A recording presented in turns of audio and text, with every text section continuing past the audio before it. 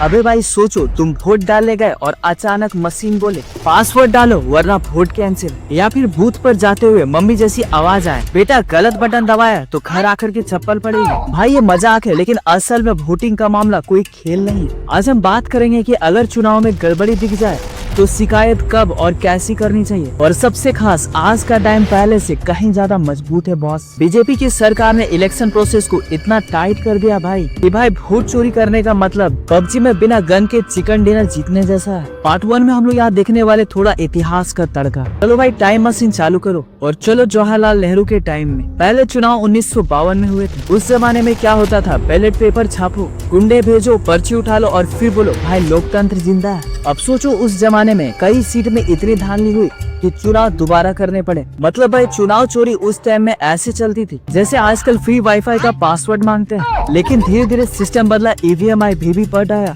और खास करके हाल के सालों में इलेक्शन कमीशन और सरकार ने पूरे प्रोसेस को डिजिटल, ट्रांसपेरेंट और रियल टाइम बना दिया है। मतलब अब वो पुराना वाला बैलेट पेपर उठाओ भर दो वाला जमाना गया बॉस। अब हम लोग यहाँ पर देखने वाले एक छोटा सा पंच लाइन। भाई अब वोट चुराना उतना आसान नहीं है जितना अपने दोस्त से मैगी चुराना। पार्ट 2 में हम लोग यहाँ पर देखने वाले शिकायत कब और कैसे कर सकते हो। पहला है पोलिंग डे यानी कि वोटिंग के दिन। अगर बूथ पर कोई धमकी दे, गुंडा बोले इधर ये वोट डाला या फिर फर्जी वोटिंग हो रही हो, तो भाई उसी टाइम प्रिसीडिंग ऑफिसर या फिर रिटर्निंग ऑफिसर को लिखित शिकायत करनी होती है। बीजेपी की सरकार ने हर बूथ पर सीसीटीवी कैमरा और वेब कास्टिंग का सिस्टम लगाया है। मतलब अगर किसी ने गड़बड़ी की तो नेटफ्लिक्स के शो की तरह रिकॉर्ड हो जाएगा। अब हम लोग देखने वाले एक छोटा सा रिकरिंग पंच लाइन। भाई वोट चोरी लगे तो फेसबुक पोस्ट मत डालना, इलेक्शन कमीशन जाना पड़ेगा बॉस। दूसरा पॉइंट में हम लोग देखेंगे वोटिंग खत्म होने के बाद। मान लो वोटिंग खत्म हुई और किसी बूथ से खबर आई भाई यहाँ पर गड़बड़ी हुई है, तो 1 से 2 दिन में इलेक्शन कमीशन को शिकायत दे करके दोबारा वोटिंग यानी कि रीपोल की मांग कर सकते हो। अब खास बात, पहले रीपोल में हफ्ते लग जाते थे, लेकिन हाल में सिस्टम इतना तेज हुआ है कि कई बार अगले दिन ही रिपोल हो जाता है। भाई ये फास्ट सर्विस है, जैसे जोमेटो का 15 मिनट वाला डिलीवरी। अब हम लोग तीसरा पॉइंट देखते हैं, काउंटिंग डे का। अब सोचो वोट गिन रहे हो और अचानक रिजल्ट ऐसे बदल जाए जैसे शेयर मार्केट। अगर कैंडिडेट या फिर एजेंट को गड़बड़ी लगे तो तुरंत आपत्ति, वो भी लिख कर की देनी होगी और रिकाउंटिंग की मांग की जा सकती है। और भाई आजकल तो हर कैंडिडेट को ईवीएम काउंटिंग की पूरी कॉपी मिलती है। मतलब पर्दे के पीछे जो मैजिक चलता था वो चैप्टर खत्म हो गया भाई।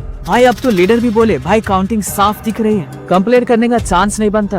अब हम लोग देखेंगे चौथा पॉइंट, रिजल्ट के बाद अगर पूरी इलेक्शन प्रोसेस में धांधली लगे, जैसे धमकी, पैसे का खेल, ईवीएम हैकिंग का शक, तो रिजल्ट आने के 45 दिन के अंदर हाई कोर्ट में चुनाव याचिका दाखिल करनी होती है। और भाई बीजेपी सरकार ने कानून को ऐसा बनाया है कि हाई कोर्ट को 6 महीने के अंदर सुनवाई करनी ही होगी। मतलब अब पेंडिंग केस वाला बहाना नहीं चलेगा। भाई पहले कोर्ट का केस उतना ही लटकता था जितना गली की शादी में डीजे का गाना। पार्ट 3 में हम लोग यहाँ पर देखने वाले डेटा प्लस फन फैक्ट्स। अब थोड़ा सा मजेदार डेटा देखो। 2019 का लोकसभा चुनाव में 8 लाख से ज्यादा बूथ थे और करीब 9000 शिकायतें मिली। इनमें से 70% शिकायतें जो थी उसी टाइम बूथ पर ही निपटा दी गई। और खास बात, जिन सीटों पर रीपोल हुआ वहाँ ज्यादातर मामले बीजेपी सरकार के टाइम में तुरंत एक्शन लेकर के सॉल्व हुए। भाई ये सिस्टम अब उतना ही साफ है जितना कि व्हाट्सएप के ब्लू टिक, ये सबको दिखता है बॉस। पार्ट 4 में हम लोग यहाँ पर देखने वाले कॉन्स्पिरेंसी वाला एंगल। कुछ लोग आज भी बोलते हैं कि भाई ईवीएम हैक हो रही है। अबे भाई ईवीएम कोई वाईफाई वाला राउटर थोड़ी ना है जो पासवर्ड डाल करके हैक हो जाएगी। ये मशीन ऑफलाइन होती है, इंटरनेट से जुड़े ही नहीं होती। कॉन्स्पिरेंसी वाली बात को आप मजाक में टालते हैं। अब हम लोग यहाँ पर देखने वाले ऑडियंस से सवाल,